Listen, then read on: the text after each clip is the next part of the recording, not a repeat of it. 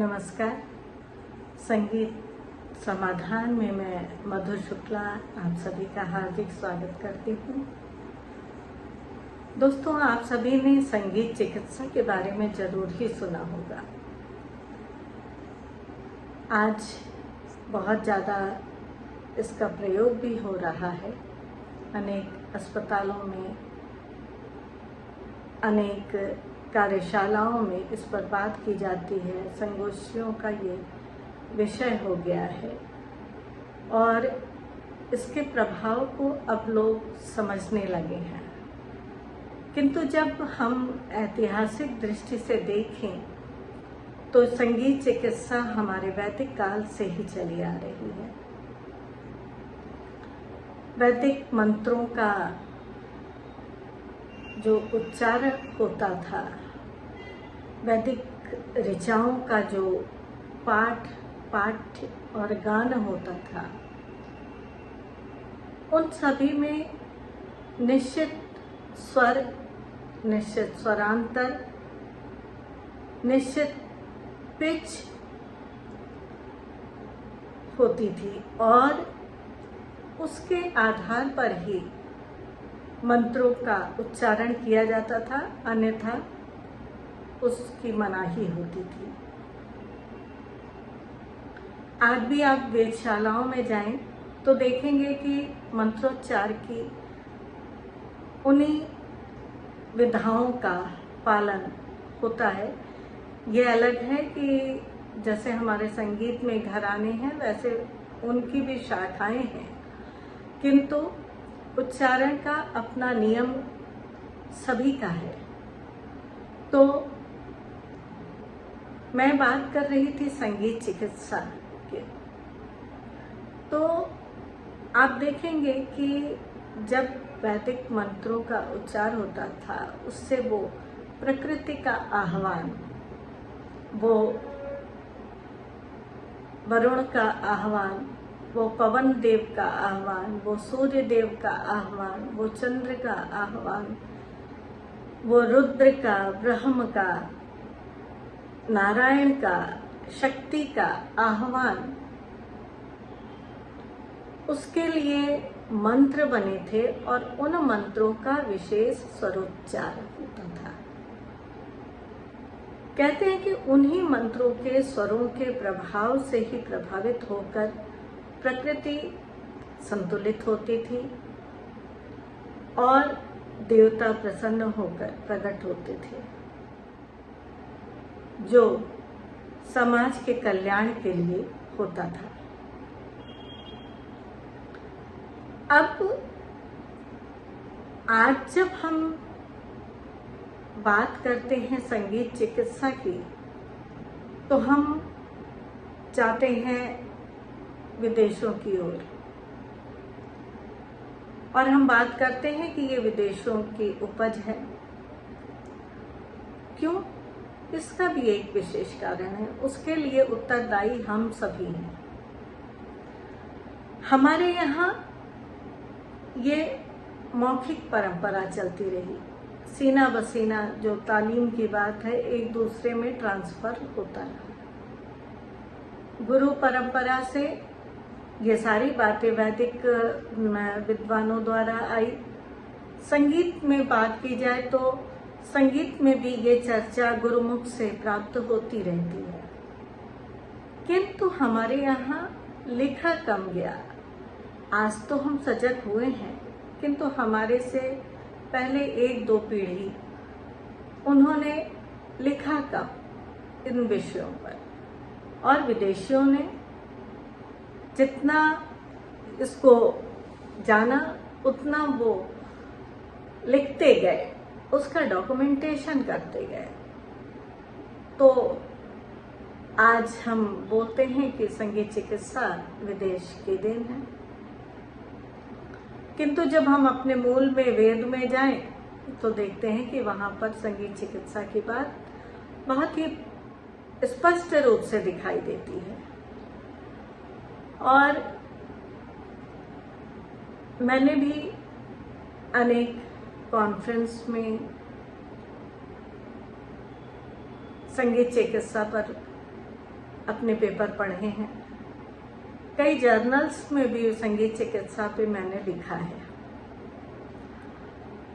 क्योंकि मैं मानती हूँ कि संगीत बिल्कुल पूर्णतया एक चिकित्सा है, विधि है। इसमें करियर भी लोग बना सकते हैं और काफ़ी लोगों ने बनाया भी है, बहुत अच्छे कार्य भी हो रहे हैं इस पे। तो संगीत चिकित्सा मैंने पेपर में लिखा, मैंने बोला, मैंने बहुत सारे व्याख्यान सुने, बातचीत की, बहुत सारे डॉक्टर्स से भी मेरी संगीत चिकित्सा को लेकर बात हुई।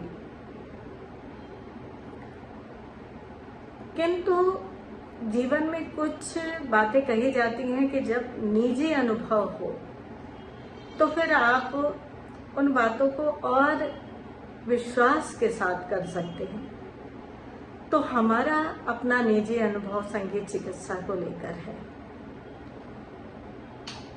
वर्ष 2020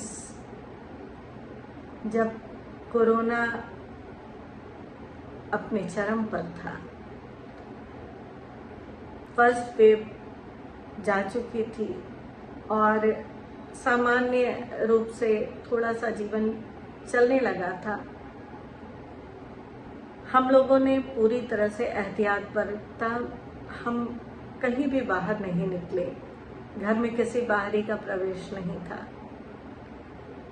जरूरत की चीजें भी मंगा के पूरा सैनिटाइज करके ही उसे यूज करते थे। तो उस बीच मुझे बुखार हुआ और बुखार के बाद मेरे को सांस लेने में दिक्कत होने लगी। 5 बार कोरोना का टेस्ट हुआ और कोरोना नेगेटिव ही रहा। तो हम लोगों ने समझ लिया कि कोरोना तो नहीं हुआ है। डॉक्टर को दिखाया, उन्होंने कहा लंग्स इन्फेक्शन है और हमारा ट्रीटमेंट शुरू हो गया। निमोनिया के लक्षण थे, किंतु स्थिति बिगड़ने लगी। प्रयाग में कोविड के बहुत कम अस्पतालों में भर्ती थी, तो फिर हमें एक अस्पताल में भर्ती किया गया। वहाँ हमारी हालत और भी ज़्यादा बिगड़ने लगी। तो फिर हमारे बच्चों ने, हमारे पति ने निर्णय लिया कि हमें काशी हिंदू विश्वविद्यालय के चिकित्सा संस्थान में लेकर जाए। मुझे डॉक्टर्स ले नहीं रहे थे अस्पताल में। खैर, हमारी बेटी को हमारे फ़ोन से जस्टिस गिरधर मालवीय जी का नंबर मिल गया, जो कि काशी हिंदू विश्वविद्यालय के चांसलर थे। उनसे कहा, 5 मिनट में हमारी व्यवस्था हो गई और मैं आईसीयू में एडमिट हो गई। मगर हमारी मानसिक स्थिति बिल्कुल अच्छी नहीं थी। मैं डॉक्टर्स पे ही विश्वास नहीं कर रही थी।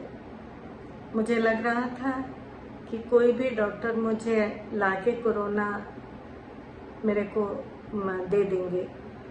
तो मैं इसलिए बहुत ज़्यादा डरी हुई थी और मैं सशंकित थी। तो इसलिए डॉक्टर्स भी मुझसे बहुत डर गए और मुझसे दूर ही थे। मेरे बच्चों को चिंता थी कि अगर डॉक्टर्स का इलाज नहीं मिल पाया तो मेरी मम्मी ठीक नहीं हो पाएंगी। और वो दोनों भी डरे हुए तो थे। फिर मेरा बेटा,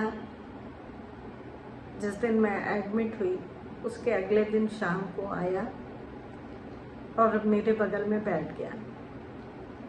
और पहले तो उसने मुझे डांट लगाई, आप अगर ऐसे करोगे तो कोई भी डॉक्टर आपका इलाज नहीं करेंगे और फिर हम लोग क्या कर पाएंगे। और फिर बहुत इमोशनल होके बोला कि हमें आपकी ज़रूरत है, तो आप अच्छे से सहयोग दीजिए और डॉक्टर्स बहुत अच्छे हैं, आप उन्हें कोऑपरेट कीजिए, आप उनको इलाज करने दीजिए। मैंने उसकी डांट सुनी तो मैं शांत हो गई। मैं उसको एक तक देख रही थी। मैं उसकी आंखों के आंसुओं से समझ रही थी कि वो क्या कहना चाह रहा है। उसने मुझसे कहा बातें बदलते हुए कि मम्मी मैं आपको कान में ईयरफोन लगा के कुछ सुनने को दे रहा हूँ, आप बताओ क्या है। और जब मैंने सुना तो मैंने कहा पंडित विश्व मोहन भट्ट जी, उनकी मोहन वीणा बज रही है। तो उसने कहा कि अब आप आंखें बंद करके सुनो। जब मुझे कुछ भी ध्यान नहीं था, जो नहीं हो रहा था वो मुझे सुनाई दिखाई दे रहा था, और ऐसी स्थिति में मैं संगीत को याद रखी थी। मेरे अंदर वो था, मैं सुन पा रही थी, मैं पहचान पा रही थी उन कलाकार को। अब तो मेरे बच्चों को माध्यम मिल गया मेरे इलाज का। और मेरी बेटी सुबह 4 बजे उठती और मेरे कान में पूछती मम्मी को सुनोगे? तो मैं पूछती कितना बजा है? तो वो कहती सुबह के 4 बजे हैं। मैं कहती थी कि ललित लगा दो, तो वो पूछती किस आर्टिस्ट का सुनोगी? तो मैं कहती थी कि किशोरी अमोनकर को सुनना है। फिर थोड़ा समय बीतता था तो राग बिलावल सुनना है वेंकटेश कुमार को, राग भैरव सुनना है पंडित भीमसेन जोशी का, राग तोड़ी सुनना है भीमसेन जोशी जी का, मारवा सुनना है आमिर खां का, भीम पलासी सुनना है पंडित जसराज का। इस तरह से हर समय के अलग अलग विधाएं भी सुनती थी। मैं विदुषी गिरजा देवी जी को मैं कहती थी कि ये ठुमरी लगाओ, ये शैली मुझे सुननी है। मैं डागर साहब को सुन रही थी, मैं सान्याल सर को सुन रही थी, पंडित भजन सोपोरी जी को सुन रही थी, और मैं लगातार, मुझे याद है कि मेरे कान में कोई ना कोई ये लोग थोड़ी थोड़ी देर पे लगा देते थे और मैं लगातार रागों को सुनती जा रही थी। अब जब मैं बिल्कुल मरणासन्न अवस्था में काशी हिंदू विश्वविद्यालय के चिकित्सा संस्थान में पहुंची थी, वो मधु एक दिन के बाद ही बैठी थी। डॉक्टर सरप्राइज थे कि इतनी जल्दी कैसे असर हुआ। मैं पूरे विश्वास के साथ कह सकती हूँ, क्योंकि शरीर को जरूर मेडिसिन्स ने ठीक किया होगा, किंतु मेरे दिल को, मेरे दिमाग को पूरी तरह से संगीत ने ही संतुलित किया। और जब वो संतुलन आ गया तो मेडिसिन्स का असर होने लगा। तो मैं ये बात इसलिए कर रही हूँ, आप विद्यार्थी हो, आप संगीत की गूढ़ता को समझो, इसमें नए नए शोध करो। आप जब बहुत ज़्यादा तनाव की स्थिति में रहते हैं तो रागों को राग बागेश्वरी जो मेलोडियस राग है, मालकोस है, रागेश्वरी है, बागेश्वरी है, मालगुंजी है, मुल्तानी है, इस तरह के जो मधुर राग हैं उनको आप सुने। जब आप बहुत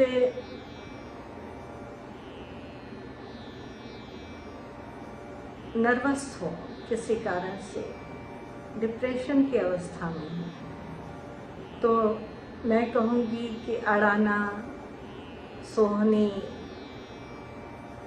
देशकार जो तार सप्तक के तारगामी राग हैं, उन रागों को सुने। जब आप बहुत ज़्यादा दुखी और उदास हैं, किसी विरह वेदना में हैं, आपकी बेटी की विदाई हो चुकी है, या आप किसी रिश्तेदार के कहीं चले जाने से दुखी हैं, किसी दोस्त के किसी दुख से दुखी हैं, ऐसी जब स्थिति है तो आप बाहर मालगुंजी और भैरवी इस तरह के रागों को सुनेंगे जो कि मन को थोड़ा प्रसन्न चित्त करते हो। केदार, ऐसे बहुत सारे राग हैं। अलग अलग इंस्ट्रूमेंट की भी बात की जाती है। अगर आप बहुत ज़्यादा तनाव की स्थिति में हो तो सितार, आपको सितार की ध्वनि, संतूर की ध्वनि बहुत असर करती है। बांसुरी की आवाज़ भी आप पर बहुत असर करती है। तो ये सारी जो प्रयोग हैं वो मैंने अपने निजी जीवन पे किया है, आज भी करती हूँ, और सुबह से शाम तक मैं लगा के रखती हूँ। मेरी कोशिश होती है कि मैं इसको जितना अनुभव करूं उतना मैं आप सभी से साझा करूं, जो कि आगे आप सब भी इस पे प्रयोग कर सकें। इसके साथ ही साथ अगर लोक गीतों में भी देखा जाए तो लोक गीतों में की भी जो गायन शैलियाँ हैं, जब आप बहुत अवसाद की स्थिति में हो तो आप आल्हा बिरहा इस तरह की विधाओं को आप सुने। जब आप बहुत ज़्यादा तनाव की स्थिति में हो, आपका ब्लड प्रेशर बहुत हाई हो गया है, तो आप भक्ति रस के भजन के जो गीत होते हैं, देवी गीत जो होते हैं, उनको आप सुने। अगर बहुत मेलोडियस, जैसे विदाई के भी बहुत सारे गाने हैं, वो भी तनाव से दूर करते हैं, उस तरह के शांत भाव में ला देते हैं। ऐसे गीतों को अगर आप सुनेंगे तो बहुत सारे वो हैं। और आप तो देखिए ना कि संगीत चिकित्सा की बात आ रही है, और जब मैंने वैदिक काल की बात की कि वहाँ स्वरों के आधार पर देवताओं का आह्वान होता था, तो यहाँ पे लोक में भी होता है। हम लोग कजरी, चैती, होली और 12 मासा सब गाते हैं, तो उन सब के पीछे स्वर का लगाव उस ऋतु के अनुरूप जो आपकी मानसिक शारीरिक स्थिति होती है उसके अनुकूल होता है, तो वो आप पर असर डालता है। तो संगीत चिकित्सा बहुत अपने जीवन का आवश्यक अंग बनाइए, और इसको अनिवार्य रूप से, इसको निश्चित तरीके से आप प्रतिदिन अगर लेते हैं तो हर तरह के तनाव से मुक्त रहेंगे और स्वस्थ जीवन जिएंगे। नमस्कार।